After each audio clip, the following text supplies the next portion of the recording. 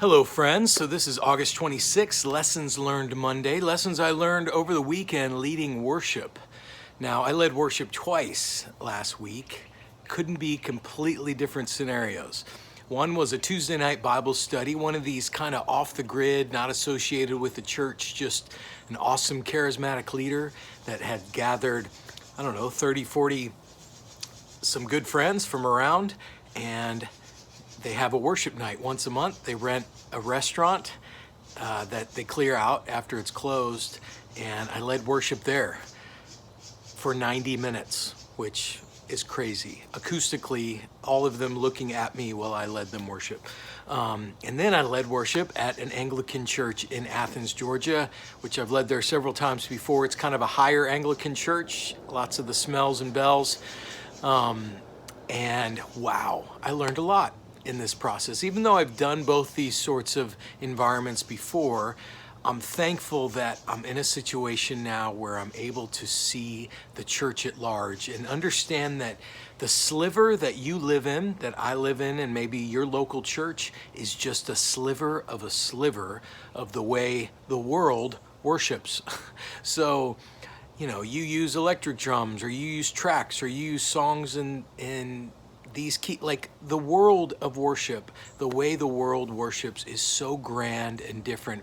Not to mention history, the way people have approached God in worship and song and prayer and devotion is so varied and so vast. Me just seeing this little sliver of, Atlanta this week has shown me again that we have so much to learn. And that we don't own the market on anything. And God can move in all sorts of interesting and unique ways. So the off-the-grid Bible study, 90 minutes of worship. I did 6 songs in 90 minutes. So they just drug out. We just sang prophetically and we moved in and out of spaces. It was different. It was great. And in the Anglican church, they've got this liturgy. They don't even have a projector. It's 100 people in the room, and this church is growing and thriving and beautiful and young. And, the songs are printed in here, and it's great. It's wonderful. It's scripted. So I went from completely unscripted to completely scripted, and the Holy Spirit was there in both places. Really good, really cool time. So a few lessons learned in this is be prepared for no words. So I thought the restaurant place was going to have a TV with some PowerPoint, because I didn't plan 6 songs, I had planned 12 songs. I thought, and I'd never been there before. They didn't know me. There's 10,000 songs. So you just have to be prepared for no words, because it ended up being that there was no words projected, and I just had to do like small group and do a lot of cueing. So, things like, the sun comes up, it's a new day dawning. The sun comes up, it's a new day dawn. It's time to sing, it's time to sing. It got really hairy there for a while, trying to fit all that cueing in, but you got to practice it and be ready for those moments, whether you're on the mission field or the projectors break. Just be ready for it. Number 2 thing I learned is 3-part harmony is the most glorious gift. So when I showed up to Athens, I travel the country, and I've been at over 125, 150 different churches the past 3 years. Sometimes you go in and, there's great musicians. Sometimes there's not great musicians, all over the map. But when I move into a place and I start singing that first song, and the people behind me and next to me join in 3-part harmony, it's just like unlike anything in the world. It is such a gift, because if you can sing the 3rd or the 5th, that means you know the song. You know it. You know the melody, you know the movement, and it just immediately excites the song. It excites the movement. So if you can sing, I encourage you to learn harmony. Learn how to sing harmony with others. It is such a gift. And I almost got weepy. I'm so excited about it. And then the third thing I learned was there is a buzz that happens.